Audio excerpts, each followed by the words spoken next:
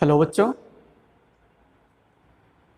हम लोग द्रव की अवस्थाएं, गैस एवं द्रव अध्याय के बारे में पढ़ रहे हैं कक्षा 11 के रसायन विज्ञान में। यह अध्याय अपने समाप्ति की ओर है और उसी क्रम में आज हम लोग गैसों के द्रवीकरण के बारे में पढ़ेंगे। लिक्विफिकेशन ऑफ गैसेस या गैसों का द्रवीकरण, जिसमें गैसों को कैसे द्रवित किया जा सकता है इसके बारे में थोड़ा सा चर्चा करेंगे और उसी से संबंधित क्रांतिक ताप, क्रांतिक दाब और क्रांतिक आयतन के बारे में चर्चा करेंगे। इससे पहले हम कुछ पिछले वीडियो की बात करते हैं कि पिछले वीडियो में हमने क्या पढ़ा था। पिछले वीडियो में हमने आदर्श गैस, वास्तविक गैस, आदर्श गैस व्यवहार से विचलन और वान डेर वाल्स समीकरण के बारे में पढ़ा है। थोड़ा सा नज़र डालते हैं कि हमने पढ़ा था कि आदर्श गैस क्या होती है। तो आइडियल गैस या आदर्श गैसें वो गैसें होती हैं जो सभी परिस्थितियों में आदर्श गैस समीकरण और गैसीय नियमों का पालन करती हैं, जबकि वास्तविक गैसें आदर्श गैस समीकरण और गैसीय नियमों का पालन नहीं करती हैं। वास्तव में कोई भी गैस आदर्श गैस नहीं होती है। पाई जाने वाली सभी गैसें वास्तविक गैसें ही होती हैं। वास्तविक गैसें आदर्श गैस व्यवहार से विचलन प्रदर्शित करती हैं, अर्थात आदर्श गैस समीकरण और गैसीय नियमों का पालन नहीं करती है, जिसे कहा जाता है आदर्श गैस व्यवहार से विचलन। और उसको एक्सप्लेन करने के लिए कंप्रेसिबिलिटी फैक्टर Z हमने पढ़ा था। Z इक्वल्स टू होता है PV अपान nRT। और आदर्श गैसों के लिए कंप्रेसिबिलिटी फैक्टर Z की वैल्यू 1 होती है। इसके लिए आइडियल गैसेस के लिए।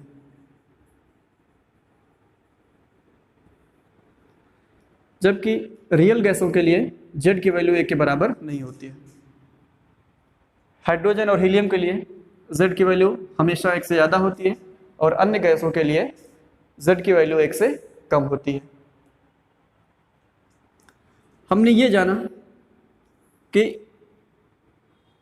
कम दाब पर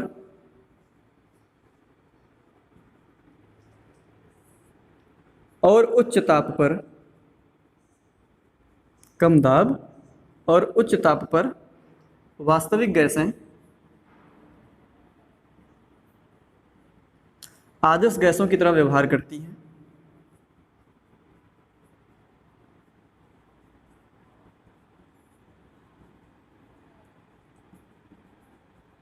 आदर्श गैसों की तरह कब व्यवहार करती हैं वास्तविक गैसें? कम दाब पर और उच्च ताप पर। कम दाब और उच्च ताप पर वास्तविक गैसें आदर्श गैसों की तरह व्यवहार करती हैं। इसके बाद वान डेर वाल्स समीकरण के बारे में पढ़ा कि जितनी भी गैसें पाई जाती हैं वो सभी की सभी तो वास्तविक होती हैं, और जो आदर्श गैस समीकरण था, आदर्श गैस समीकरण का पालन आदर्श गैसें करती हैं। तो इसका मतलब आदर्श गैस समीकरण में कुछ संशोधन की जरूरत थी। तो आदर्श गैस समीकरण में संशोधन किया गया था। 2 प्रकार के संशोधन किए गए, एक संशोधन आयतन में और दूसरा संशोधन दाब में। तो जो समीकरण था PV इक्वल्स टू nRT, संशोधन के बाद वो हो गया P plus n square A upon V square V minus NB equals to nRT। और यही वान डेर वाल्स समीकरण है। ये क्या है? वान डेर वाल्स समीकरण।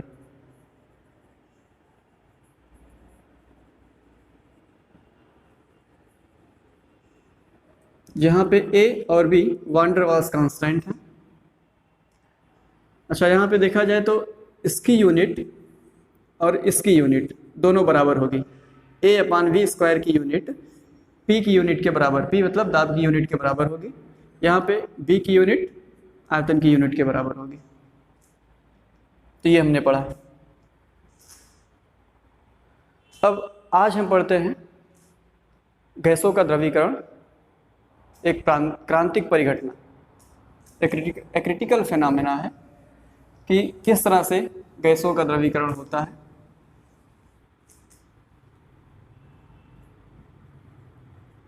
तो इसी के बारे में आज चर्चा करेंगे हम लोग इस वीडियो में। गैसों का द्रवीकरण, liquefaction of gases,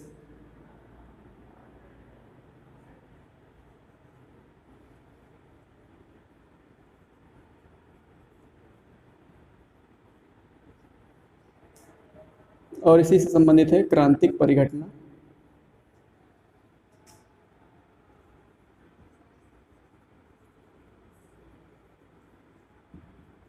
liquefaction of gases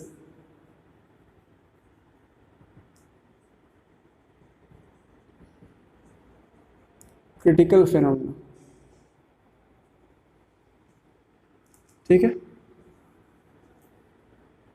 पहले ही आपने ये पढ़ा है कि यदि ताप और दाब में परिवर्तन किया जाए तो ठोस, द्रव और गैस पदार्थ की जो ये तीनों अवस्थाएं हैं, इनमें परिवर्तन किया जा सकता है।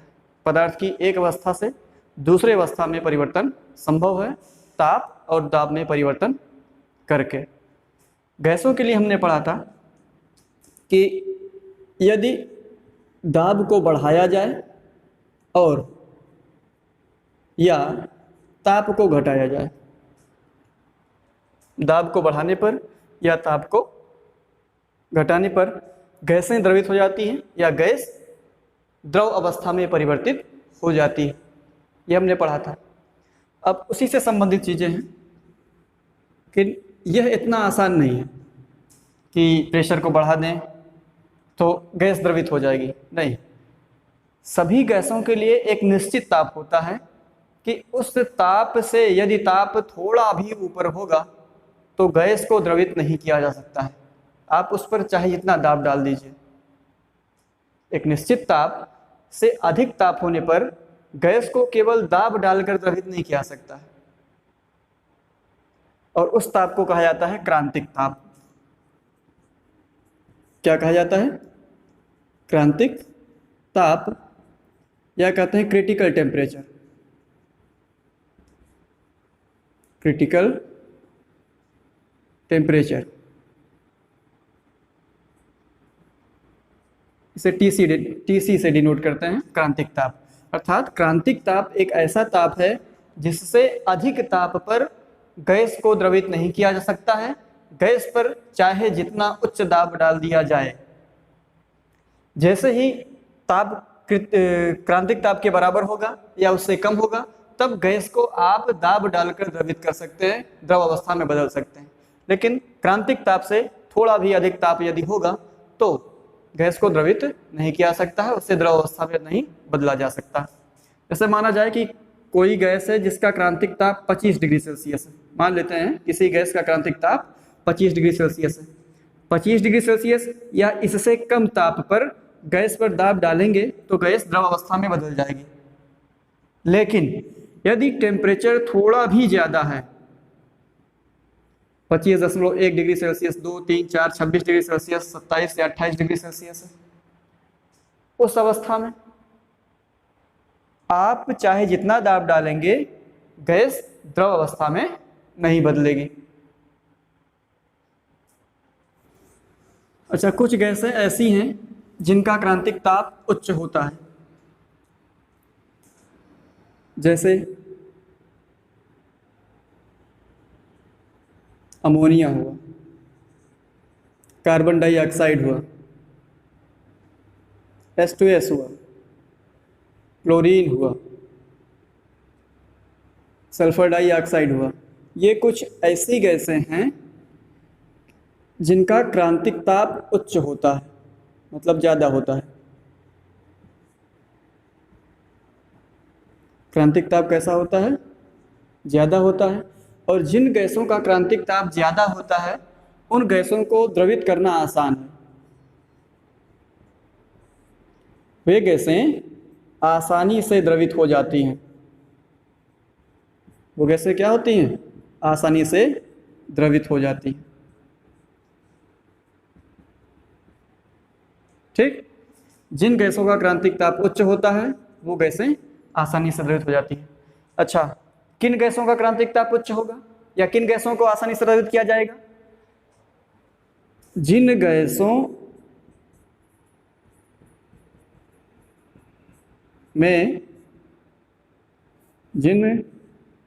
गैसों में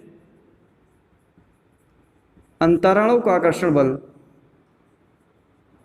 जिन गैसों के अणुओं के मध्य अंतराणुक आकर्षण बल ज्यादा होता है उन्हें द्रवित करना आसान है। ठीक, तो यहाँ पे देखिए जिन गैसों में अंतराणुक आकर्षण बल ज्यादा होता है उनका क्रांतिक ताप उच्च होता है और जिनका क्रांतिक ताप उच्च होता है उनको द्रवित करना आसान होता है। ठीक है, और ऐसे कौन कौन सी गैसें हैं? Carbon dioxide, ammonia, hydrogen sulphide, chlorine, sulphur dioxide. इन गैसों को द्रवित करना आसान है क्योंकि इनके क्रांतिक ताप का मान ज़्यादा होता है। तो ये गैसें रूम टेम्परेचर लगभग 25 डिग्री सेल्सियस का टेम्परेचर हो या सामान्य ताप जिसे कहते हैं रूम टेम्परेचर 25 डिग्री सेल्सियस, अगर इसी पर इन पर दाब डाला जाए तो इसी दाब पर ये गैसें द्रव अवस्था में बदल जाती हैं। ठीक, इसके अलावा कुछ गैसें ऐसी होती हैं जिनका क्रांतिक ताप निम्न होता है, जैसे हाइड्रोजन है, हीलियम है, नाइट्रोजन है, ऑक्सीजन है, मीथेन एक्सेट्रा। ये ऐसी गैसें हैं कि इनका क्रांतिक ताप निम्न होता है, इनका क्रांतिक ताप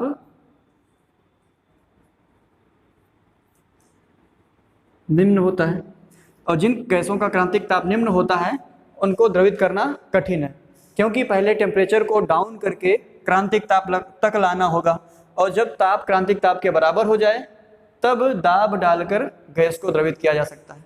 तो इन गैसों का क्रांतिक ताप निम्न होता है, हाइड्रोजन का, हीलियम का, नाइट्रोजन का, ऑक्सीजन का, मीथेन का। ठीक, और इसीलिए इन्हें द्रवित करना या द्रव अवस्था में बदलना कठिन होता है।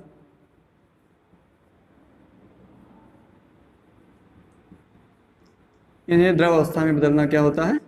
कठिन होता है। ठीक है, अच्छा, अब क्रांतिक ताप जो होता है, क्रांतिक ताप को TC, क्रिटिकल टेम्परेचर को TC से डिनोट करते हैं और इसका जो फार्मूला होता है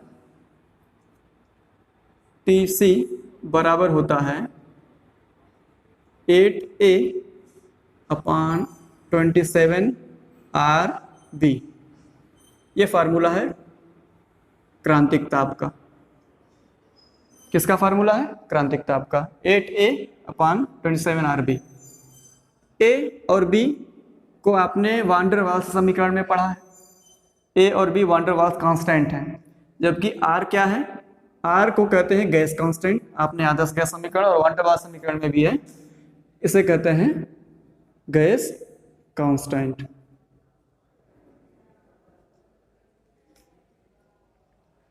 अच्छा, यह भी देखा गया कि जिन गैसों के लिए A का मान ज्यादा होता है उन्हें आसानी से द्रवित किया जा सकता है।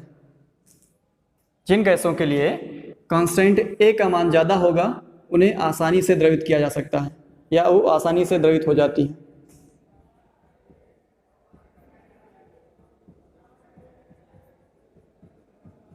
वो कैसे आसानी से द्रवित हो जाती हैं।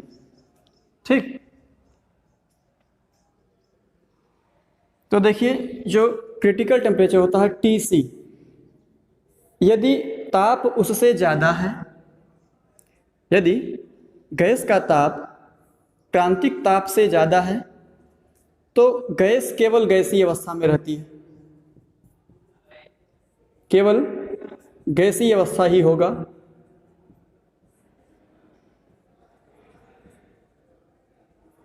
केवल गैसीय अवस्था कब? जब टेम्परेचर गैस का क्रांतिक ताप से ज़्यादा है, क्रिटिकल टेम्परेचर से ज़्यादा है। अच्छा, अगर टेम्परेचर क्रिटिकल टेम्परेचर से कम है तो गैस जो होगी द्रव अवस्था में भी रह सकती है,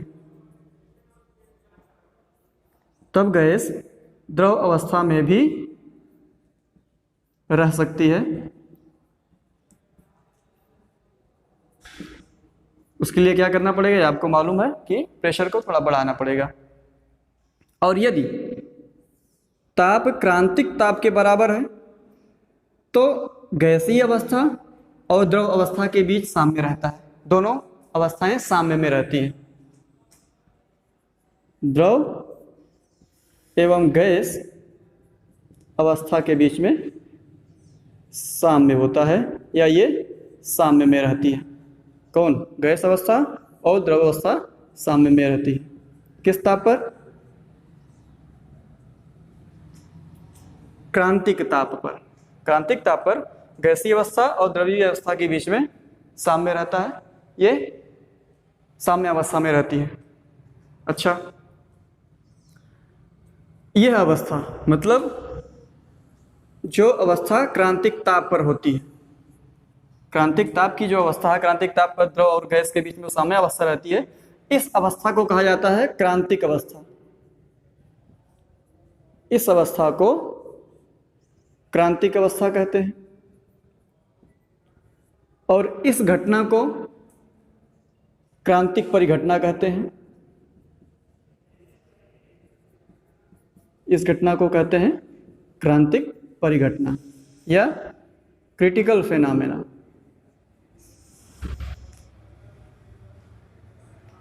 इसे क्रांतिक परिघटना या क्रिटिकल फेनोमेना कहते हैं। ठीक, अब आइए इसके बाद जान लेते हैं कि क्रांतिक दाब किसे कहते हैं। अगला है यहीं से संबंधित क्रांतिक दाब। क्रांतिक दाब या क्रिटिकल प्रेशर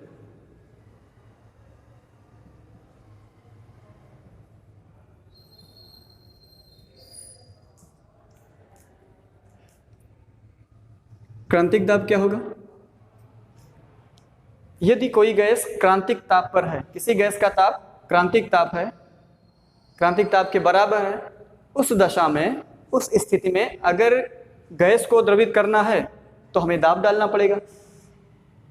तो कम से कम जितना दाब डालना पड़े उसी दाब को कहा जाता है क्रांतिक दाब। अर्थात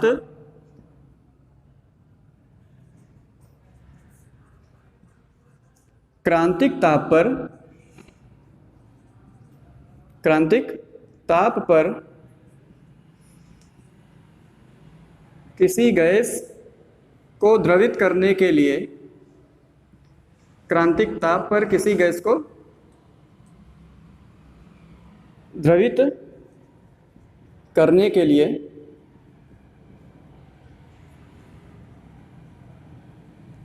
आवश्यक न्यूनतम दाब,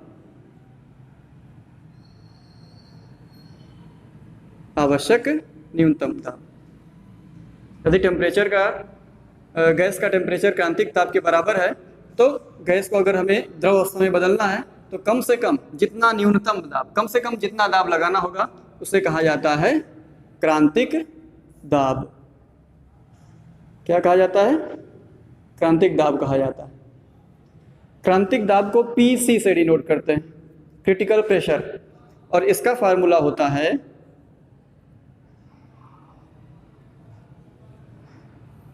A/27 B²। Critical pressure equals to होता है A/27 B²। A और B van der Waals constant है। और यहीं से संबंधित क्रांतिक आयतन है। गैस का क्रांतिक आयतन क्या है? गैस का क्रांतिक आयतन या फिर इसे कहते हैं क्रिटिकल वॉल्यूम, वो क्या है?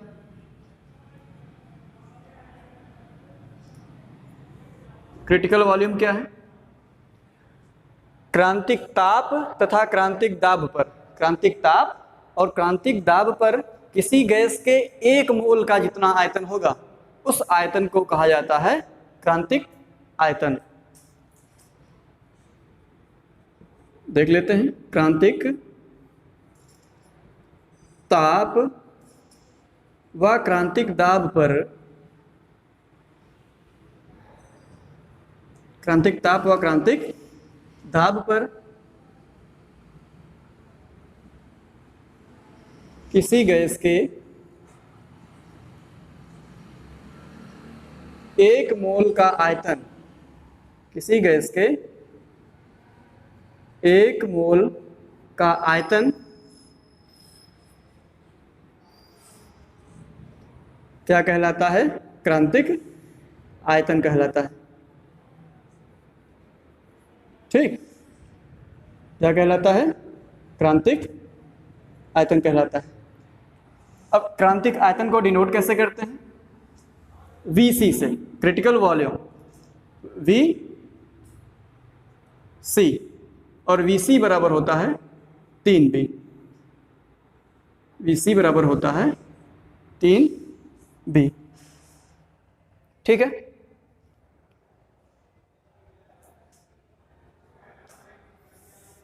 अब यहां से संबंधित एक चीज और है, उसको देख लेते हैं। व्युत्क्रमण ताप, व्युत्क्रम ताप या व्युत्क्रमण ताप कहते हैं। इसे कहा जाता है इन्वर्जन टेम्परेचर, इन्वर्जन टेम्परेचर, और इसे डिनोट करते हैं TI से। ठीक, देखिए जब किसी गैस में रुद्धोष्म प्रसार होता है, रुद्धोष्म प्रसार या रुद्धोष्म प्रकरण के बारे में आप थर्मोडायनेमिक्स में पढ़ेंगे, 11th में ही चैप्टर है थर्मोडायनेमिक्स, उष्मागतिकी, उसमें पढ़ेंगे आप लोग कि रुद्धोष्म प्रसार या रुद्धोष्म प्रकरण क्या होता है, एडियाबैटिक प्रोसेस क्या होता है। तो जब किसी गैस में रुद्धोष्म प्रसार होता है, उसके लिए यहाँ पे हम देखते हैं कि सभी गैसों के लिए एक निश्चित ताप होता है, एक ताप होता है कि यदि उससे अधिक ताप पर, उस ताप से अधिक ताप पर गैस में रुद्धोष्म प्रसार होने पर, गैस में रुद्धोष्म प्रसार होने पर गैस का ताप बढ़ जाता है। गैस का ताप क्या होता है? बढ़ जाता है। लेकिन उस ताप से नीचे यदि ताप है और गैस में रुद्धोष्म प्रसार हो, गैस में रुद्धोष्म प्रसार होने पर ताप क्या होता है? घट जाता है।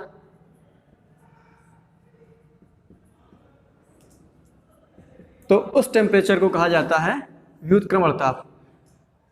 वह ताप जिससे अधिक ताप पर किसी गैस के रुद्धोष्म प्रसार होने पर ताप बढ़ जाता है, और उस ताप से नीचे ताप होने पर रुद्धोष्म प्रसार जब होता है तो गैस का ताप घट जाता है, उसे कहा जाता है व्युत्क्रमण ताप या इन्वर्जन टेम्परेचर। ठीक है, ये सब सभी गैसों के लिए होता है। इसका फार्मूला होता है TI बराबर 2A upon R into B। ये इन्वर्जन टेम्परेचर का फार्मूला होता है। इसके पहले में वीडियो में आपने पढ़ा है बॉयल ताप, वह ताप जिस पर कोई वास्तविक गैस आदर्श गैस की तरह व्यवहार करती है, उसे बॉयल टेम्परेचर कहा जाता है। तो वहाँ पे आपने पढ़ा था TB, इसका फार्मूला होता है TB बराबर A upon RB, A upon RB। अगर दोनों की तुलना करें तो आ जाता है TI बराबर 2 इंटू TB। इस वीडियो में इतना ही। Thank you.